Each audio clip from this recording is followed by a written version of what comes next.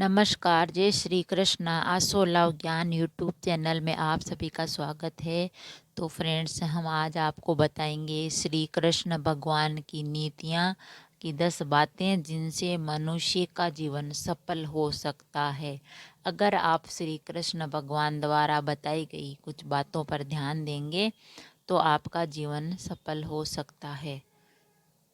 भगवान श्री कृष्ण ने धर्म, दर्शन, राजनीतिक, युद्ध, कर्म, जीवन, सत्य, न्याय, देश, परिवार और समाज कई विषयों पर अपने विचारों को महाभारत में बताया है, प्रस्तुत किया है। तो श्री कृष्ण भगवान पूर्व अवतार थे और उन्होंने जो कहा वह आज भी सत्य है। उनकी नीतियाँ आज भी प्रगतिशील मानव के लिए जरूरी है। अगर आप श्री कृष्ण भगवान की नीतियों पर चलकर अपने जीवन में सफलता पा सकते हैं, तो हम उनके बारे में, नीतियों के बारे में जानते हैं। पहली नीति है शक्तिशाली से कूटनीति से काम ले। अगर कोई शक्तिशाली है तो उसको आपको कैसे काम लेना है, कूटनीति से क्या करना होता है। जब दुश्मन शक्तिशाली हो तो उसे सीधे लड़ाई लड़ने की बजाय कूटनीतिक से लड़ना चाहिए। भगवान कृष्ण ने कालियवन और जरासंध के साथ सही यही किया था। उन्होंने कालियवन को मुच्चुकुंद के हाथों मरवा दिया और जरासंध को भीम के हाथों। ये दोनों ही योद्धा सबसे शक्तिशाली थे, लेकिन कृष्ण ने इन्हें युद्ध के पूर्व ही निपटा दिया था।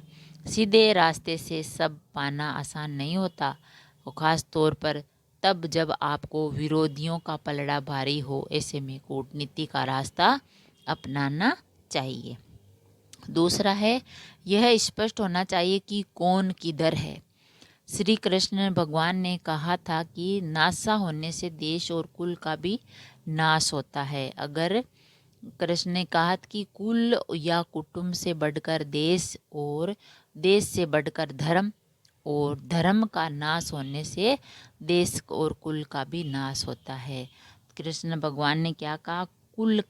कुल या कुटुंब से बढ़कर होता है देश, और देश से बढ़कर होता है धर्म, और धर्म का नाश होने से देश में कुल का भी नाश हो जाता है।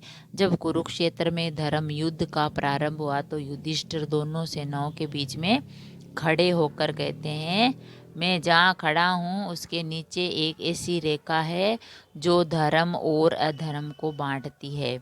निश्चित ही एक और धर्म और दूसरी ओर अधर्म है। दोनों ओर धर्म और अधर्म नहीं हो सकता। अतः जो भी ये समझता है कि हमारी ओर धर्म है, वो हमारी ओर आ जाए, तो ये समझता है कि हमारे शत्रु पक्ष की ओर धर्म है और वह उधर चला जाए, क्योंकि ये स्पष्ट हो जाना चाहिए कि कौन किधर है। युद्ध प्रारंभ होने से स्पष्ट हो जाना चाहिए कि कौन किसकी ओर है, कौन शत्रु है, कौन मित्र है। इससे युद्ध में किसी भी प्रकार की गलतफहमी नहीं होती है। लेकिन फिर भी ये देखा जाए कि ऐसे कई योद्धा हैं जो विरोधी खेमे में होकर भीतरघात का काम करते हैं। ऐसे लोगों की पहचान करना बहुत ज़रूरी होता है। तीसरा है, संख्या नहीं, साहस और सही समय की जरूरी होती है। ज़्यादा संख्या से कुछ नहीं होता, साहस और समय की जरूरी होना चाहिए। युद्ध या कोई भी कार्य संख्या बल महत्व नहीं रखता, बल्कि साहस, नीति और सही समय पर है। सही अस्त्र एवं व्यक्ति का उपयोग करना ही महत्वपूर्ण कार्य होता है। पांडवों की संख्या कम थी, लेकिन कृष्ण की नीति के चलने से वह जीत गए। उन्होंने घटोत्कच को युद्ध में तभी उतारा जब उसकी ज़रूरत थी और उसका बलिदान व्यर्थ नहीं गया। उसके कारण ही कर्ण को अपना अचूक अस्त्र अमोघास्त्र चलाना पड़ा, जिससे वह अर्जुन पर चलाना चाहता था। लेकिन घटोत्कच इतना शक्तिशाली था कि वो कौरव सेना का नाश कर सकता था। इसलिए कर्ण ने जो वो अस्त्र था अमोघास्त्र, तो वो उस पर चला दिया, इसीलिए उसका वध हो गया। और चौथा है, संधि या समझौता तब नहीं मानना चाहिए। भीष्म पिता ने युद्ध के कुछ नियम बनाए थे। श्री कृष्ण ने युद्ध के नियमों का तब तक पालन किया जब तक कि अभिमन्यु को चक्करियों में फंसाकर उसे युद्ध के नियमों के विरुद्ध निर्ममता से मारा नहीं दिया गया। अभिमन्यु श्री कृष्ण का भांजा था। श्री कृष्ण ने तब ही तय कर लिया था कि अब युद्ध में किसी भी प्रकार के नियमों को नहीं मानना है। इससे ये सिद्ध हुआ कि कोई भी वचन, संधि या समझौता अटल नहीं होता। यदि उससे राष्ट्र का, धर्म का, सत्य का, जीवन का अहित हो रहा हो तो उसे तोड़ देना ही चाहिए। भगवान श्री कृष्ण ने अस्त्र न उठाने की अपनी प्रतिज्ञा भी तोड़कर धर्म की ही रक्षा की, क्योंकि उन्होंने कौरवों ने अभिमन्यु को धोखे से मार दिया था। 5वां है, युद्ध के जोश में ज्ञान जरूरी है।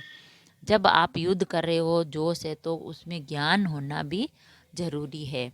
इस भयंकर युद्ध के बीच श्री कृष्ण ने गीता का ज्ञान दिया और यह सबसे अद्भुत था। कहने का तात्पर्य ये कि भले ही जीवन के किसी भी मोर्चे पर व्यक्ति युद्ध लड़ रहा हो, लेकिन उसे ज्ञान, सत्संग और प्रवचन को सुनते रहना चाहिए और यह बहुत ज़रूरी है। इससे व्यक्ति को अपने मूल लक्ष्य का ध्यान रहता है। 6 है, युद्ध की योजना जरूरी है।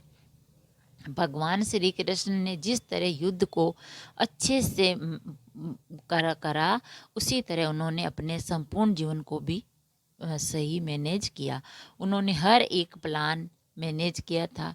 यह संभव हुआ अनुशासन में जीने, व्यर्थ चिंता न करने, योजना बनाने और भविष्य की बजाय वर्तमान पर ध्यान केंद्रित करने से। मतलब यह है कि यदि आपके पास 5, 10 या 15 साल का कोई प्लान नहीं है तो आपकी सफलता की गारंटी नहीं हो सकती।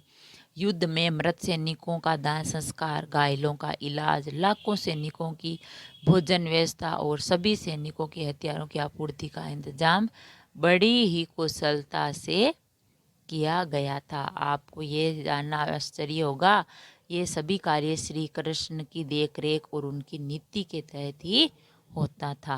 और 7वां है, अधर्म को मारते वक्त सोचना नहीं। अधर्मी है जो धर्म नहीं करता, अधर्मी है वह आपका बुरा चाहता है तो उसको वक्त नहीं लगाना चाहिए मारने में। जब आपको दुश्मन को मारने का मौका मिल रहा है तो उसे तुरंत ही मार दो। यदि वह बच गया तो निश्चित ही आपके लिए सिरदर्द बन जाएगा और आपकी हार का कारण भी बनेगा। अतः कोई भी दुश्मन किसी भी हालत में बचकर न जाए। श्री कृष्ण ने द्रोण और कर्ण के साथ यही किया था। 8वां है, प्रत्येक सैनिक को राजा समझे। जो राजा सेनापति अपने एक एक सैनिक को जो राजा समझकर उसकी जान की रक्षा करता है, जीत उसकी सुनिश्चित होती है। एक एक सैनिक की जिंदगी अमूल्य है। अर्जुन सहित 5 पांडवों ने अपने साथ लड़े रहे सभी योद्धाओं को समय समय पर बचाया है। जब वह देखते थे कि हमारे किसी योद्धा या सैनिक पर विरोधी पक्ष का कोई योद्धा या सैनिक भारी पड़ रहा है तो वे उसके पास उसकी सहायता के लिए पहुंच जाते थे। निष्पक्ष और तटस्थ पर ना करें भरोसा। जो निष्पक्ष है, तटस्थ या दोनों ओर है, इतिहास उनका भी अपराध लिखेगा। वह व्यक्ति सही है जो धर्म, सत्य और न्याय के साथ है। निष्पक्ष, तटस्थ जो दोनों ओर है उस पर भरोसा नहीं किया ना चाहिए। 10वां है, भय को जीतना जरूरी है। कृष्ण भगवान सिखाते हैं कि संकट या सफलता न मिलने पर साहस नहीं खोना चाहिए। इसकी बजाय असफलता या हार के कारणों को जानकर आगे बढ़ना चाहिए। समस्याओं का सामना करें। एक बार भय को जीत लिया तो फिर जीत आपके कदमों में ही होगी। तो फ्रेंड्स, हमने जाना श्री कृष्ण भगवान की 10 महत्वपूर्ण बातें। अगर इन 10 बातों को आप अपने जीवन में उतार लेंगे तो आप कभी भी धोखा नहीं खा सकते और अपना जीवन अच्छे से बिता सकते हैं। तो श्री कृष्ण भगवान ने जब महाभारत का युद्ध हुआ था तब इन बातों का उन्होंने अनुकरण करवाया था और ये बातें बताई थी। अगर अच्छे विचार पसंद आए तो लाइक और शेयर जरूर करें। ऐसे ही अच्छे विचार, कहानियाँ सुनने, पढ़ने के लिए चैनल को सब्सक्राइब करें। थैंक यू, धन्यवाद।